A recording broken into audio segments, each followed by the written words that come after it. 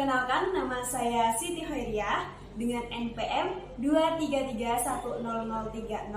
Saya sekarang ini sebagai mahasiswa Universitas PGRI Semarang dengan prodi Pendidikan Matematika.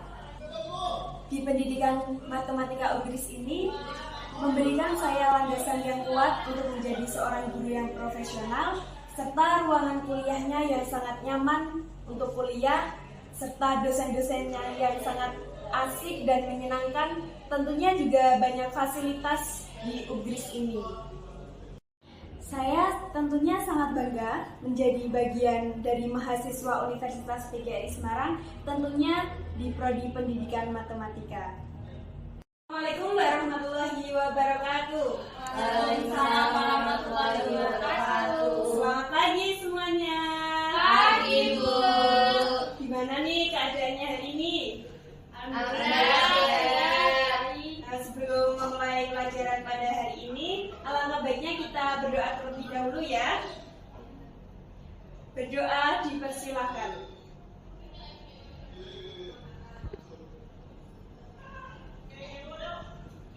Berdoa selesai. Nah, Ibu pengen tahu nih keadaan kalian hari ini, ekspresi kalian hari ini.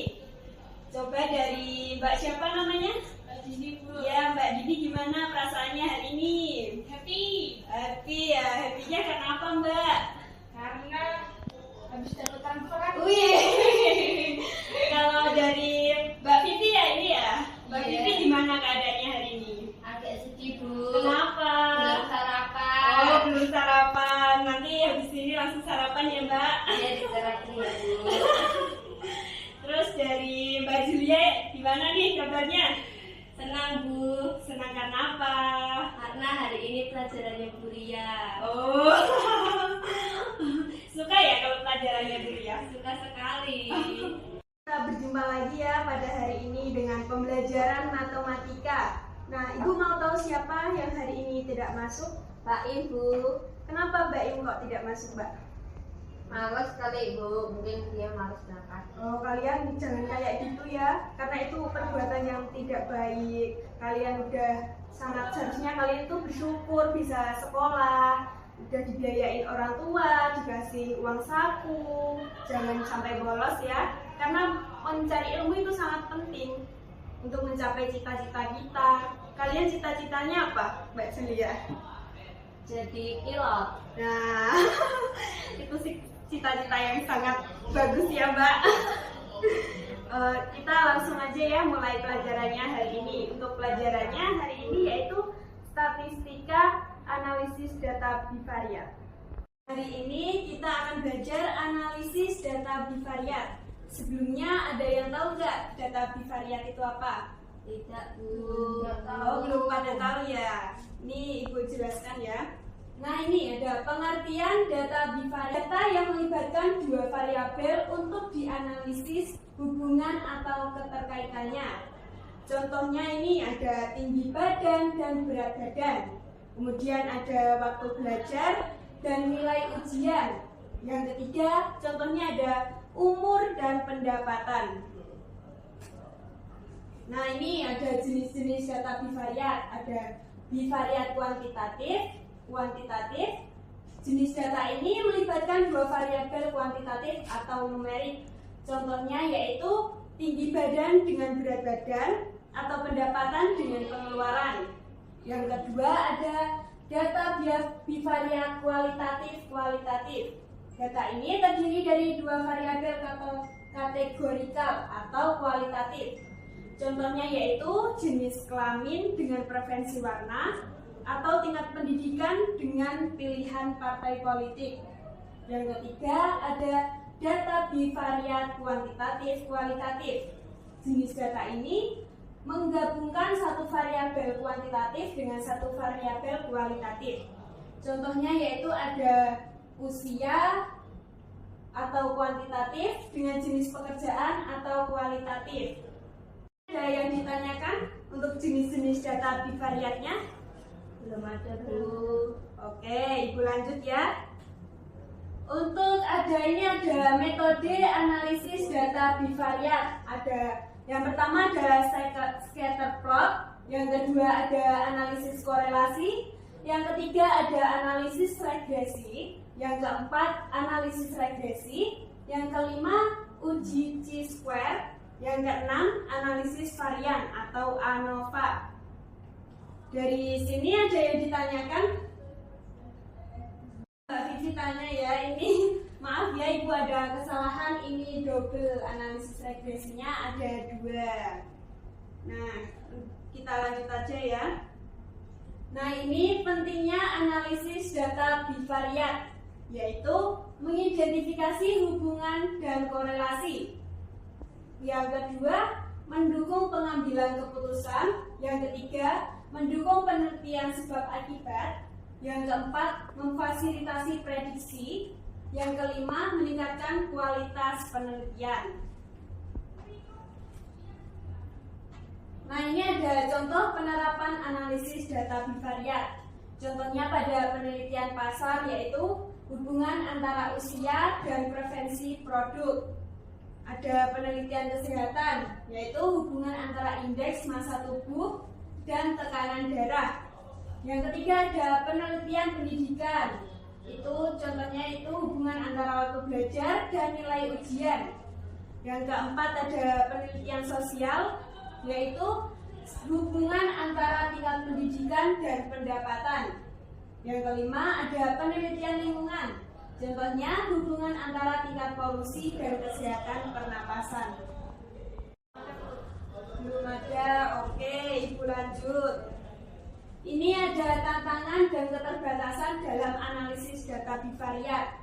Yang pertama ada asumsi linearitas, yang kedua ada pengaruh outlier, yang ketiga ada korelasi bukan berarti kausalitas, yang keempat mengabaikan variabel lain, yang kelima asumsi independensi.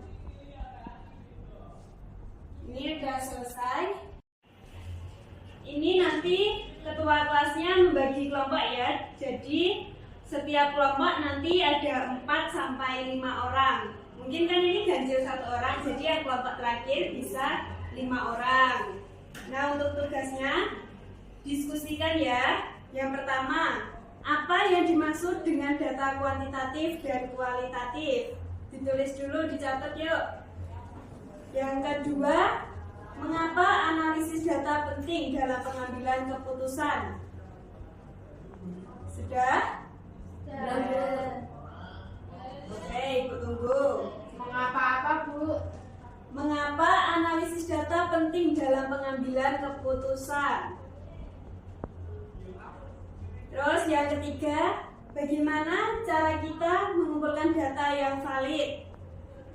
Nah, untuk jawabannya nanti didiskusikan ya, nanti dipresentasikan, kita diskusi bersama-sama, nanti per kelompok maju gantian. Sudah paham? Paham. Oke.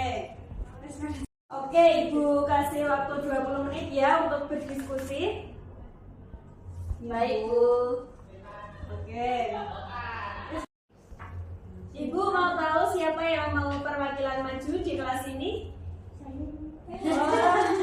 Oh, Mbaknya dulu ya. Mbaknya dari kelompok berapa? Kelompok 2. Oke, silakan Mbak. Guru tenang. Ya, silakan dipresentasikan hasil kerjanya. Baca ya. Ya. Pengertian data kuantitatif. Yuk dibaca Mbak. Pengertian data kuantitatif, data yang berbentuk angka atau dapat diukur secara numerik. Kalau data kualitatif, data yang bersifat deskriptif dan biasanya berbentuk teks, gambar, atau audio. Habis itu pentingnya analisis data dalam pengambilan keputusan itu membantu memahami masalah dengan jelas dan menyediakan informasi yang objektif. 2. Membantu menemukan pola yang relevan untuk prediksi atau perencanaan masa depan. 3. Mengurangi pengambilan keputusan berdasarkan asumsi atau intuisi saja. 3. Ada cara mengumpulkan data yang valid. 1. Menentukan tujuan pengumpulan. 2. Gunakan instrumen yang tepat. 3. Pilihan sampel yang representatif. 4. 4. Gunakan prosedur standar. 5. Uji validitas dan reliabilitas. 6. Kumpulkan data dari sumber yang dapat dipercaya. Sudah, Bu. Oke, terima kasih Mbak Jaya. Nanti dikumpulkan ya di saya ya. Nanti tugasnya untuk kelompok yang lain dikumpulkan di ketua kelasnya. Baik, Bu. Oke, silakan duduk. Tepuk tangan dulu dong sama Mbak Ekan.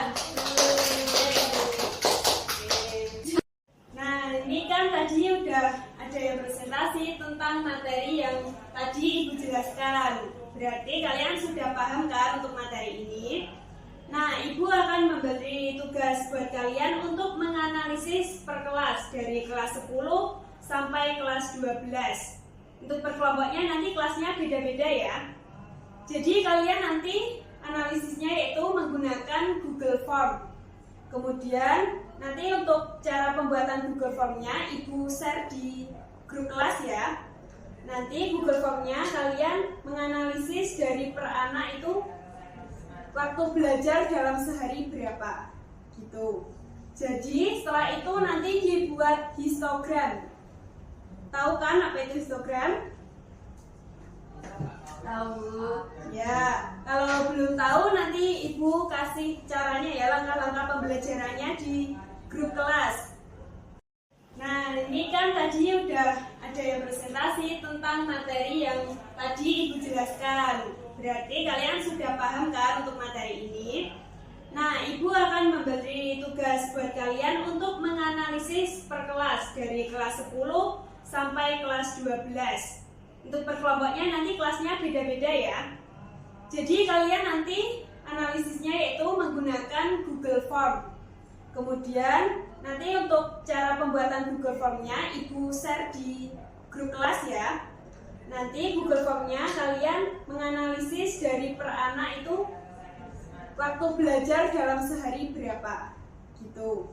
Jadi setelah itu nanti dibuat histogram. Tahu kan apa itu histogram? Tahu. Ya, kalau belum tahu nanti Ibu kasih caranya ya, langkah-langkah pembelajarannya di grup kelas.